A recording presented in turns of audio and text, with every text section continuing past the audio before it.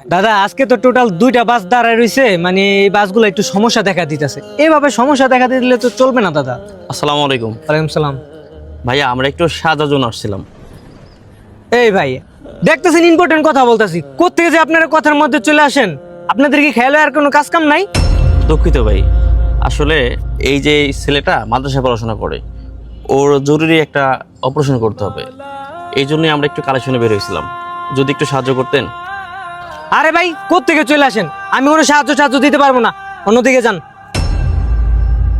আচ্ছা ঠিক আছে, সাহায্য করতে না চাইলে আমরা তো জোর করে নিতে পারবো না। আচ্ছা ঠিক আছে, চলো। এই দাদা শুনেন, জি দাদা। কি হয়েছে ওর? ওর একটা অপারেশন করতে হবে। ওর অপারেশনের জন্য কত টাকা লাগবে? এই টোটালে 1 লক্ষ টাকার মতো লাগবে। আপনাদের কত টাকা উঠছে? আমাদের সব মিলিয়ে 50,000 টাকা মতো উঠছে। আচ্ছা তাহলে বাকি টাকা আমি দিয়ে দিচ্ছি, আপনি ওর অপারেশন করার ব্যবস্থা করুন। জি আলহামদুলিল্লাহ, তাহলে তো ভালো হয়। আপনার নামটা একটু বলবেন? আমার নাম আনন্দ সাহা। আনন্দ সাহা। হ্যাঁ।